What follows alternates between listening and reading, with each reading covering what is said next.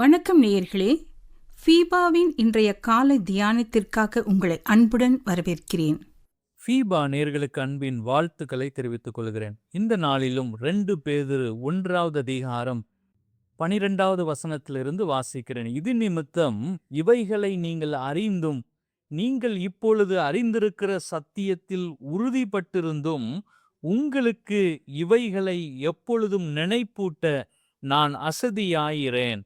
நம்முடைய கர்த்தராகிய இயேசு கிறிஸ்து எனக்கு அறிவித்தபடி நான் என் கூடாரத்தை விட்டு போவது சீக்கிரத்தில் நேரிடும் என்று அறிந்து இந்த கூடாரத்தில் நான் இருக்கும் அளவும் உங்களை நினைப்பூட்டி எழுப்பிவிடுவது நியாயம் என்று எண்ணுகிறேன். மேலும் நான் சென்று போன பின்பு இவைகளை நீங்கள் எப்பொழுதும் நினைத்து கொள்ள ஏது உண்டாயிருக்கும்படி பிரயத்தனம் பண்ணுவேன். மனித அனுபவங்களுக்கு உலகம் முக்கியத்துவம் கொடுக்கிறது. சபைகளிலும் உலகத்தின் பாதிப்பால் தேவ வார்த்தைக்கு கொடுக்க வேண்டிய இடத்தை மனித அனுபவம் பறித்து கொள்கிறது.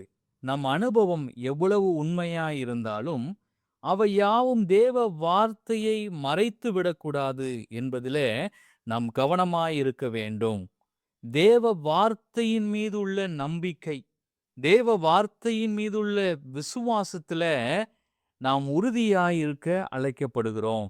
நம்முடைய அனுபவங்கள் எவ்வளவு பெரியதாக இருந்தாலும் அது கர்த்தருடைய வார்த்தையின் மேலுள்ள நம்முடைய விசுவாசத்திற்கு முன்பாக ஒன்றுமில்லை என்பதை நம்முடைய செயல்களில் நாம் வெளிப்படுத்த அழைக்கப்படுகிறோம். முதலாவதாக தேவ வார்த்தையினால் நம்பிக்கை. சரீரத்தை கூடாரத்துடன் ஒப்பிட்டு பேசுவது ஆதி திருச்சபையின் பழக்கமாக இருந்தது. பவுலும் இதே சிந்தையுடையவராக காணப்பட்டார். நிலையான நகரம் நமக்கு இங்கே இல்லை. வாக்கு பண்ணப்பட்ட தேசத்திற்கு போவதே நமது லட்சியம். இது மனித போதனையால் வந்ததல்ல. வேதம் இதனை நமக்கு உறுதியாக கூறுகிறது. நான் திரும்பவும் வருவேன் என இயேசு கூறிய கடைசி வார்த்தையை ஆதி சீஷர்கள் நம்பியதால் தான் சபை பெருகியது. இரண்டாவதாக தேவ வார்த்தையின் மகிமை. 16வது வசனத்தில் நாம் வாசிக்கிறோம், நாங்கள் தந்திரமான கட்டுக்கதைகளை பின்பற்றினவர்களாக அல்ல, அவருடைய மகத்துவத்தை கண்ணார கண்டவர்களாகவே நம்முடைய கர்த்தராகிய இயேசு கிறிஸ்துவின் வல்லமையையும் வருகையையும் உங்களுக்கு அறிவித்தோம் என்று எழுதுகிறார். வேதாகமம் உயிருள்ள வார்த்தை. வேதம் பல கட்டுக்கதைகளின் தொகுப்பல்ல, வரலாற்று நினைவுகளை ஆதாரமாக கொண்டது. இயேசுவின் வாழ்வு, மரணம் தெய்வீக வெளிப்பாடான வேதத்தின் மையம்.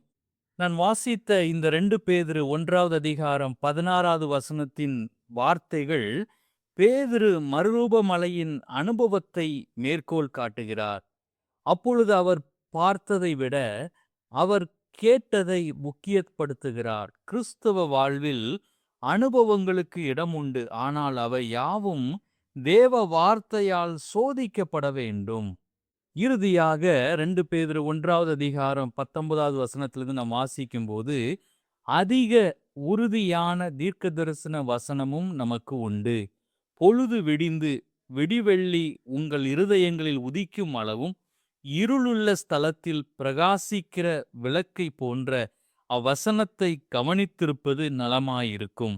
வேதத்திலுள்ள எந்த தீர்க்க தரிசனமும் சுய தோற்றமான பொருளையுடையதாயிராதென்று நீங்கள் முந்தி அறிய வேண்டியது.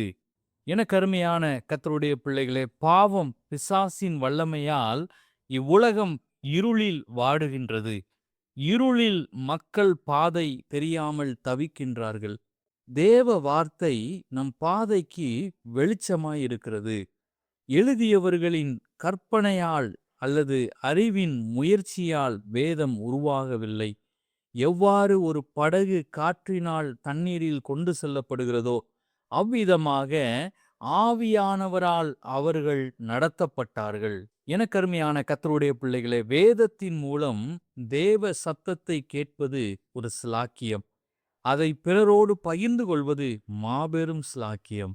கர்த்தருடைய பெரிதான கிருபையினாலே நாம் வேதத்தை ஒவ்வொரு நாளும் வாசிக்கவும் அதை புரிந்து கொள்ளவும் பிறருக்கு அறிவிக்கவும் கர்த்தர் நம் ஒவ்வொருவருக்கும் நம்முடைய வாழ்க்கையின் மூலமாய் திருவசனத்தை கேட்கிறவர்களாய் மாத்திரமல்ல அதன்படி நடக்கிறவர்களாகவும் கர்த்தர் நம்மை ஒவ்வொரு நாளும் வழிநடத்துவாராக. ஆமென். இன்றைய காலை தியானத்தில் பங்கேற்றமைக்காக நன்றி. உங்களது கருத்துக்களை பகிர்ந்து கொள்ளவோ மேலும் விவரங்கள் அறிந்து கொள்ளவோ 9458505042 என்ற எண்ணிற்கோ அல்லது info@fibaonline.org தொடர்பு கொள்ளவும். தேவன் தாமே உங்களை ஆசீர்வதிப்பாராக. ஆமேன்.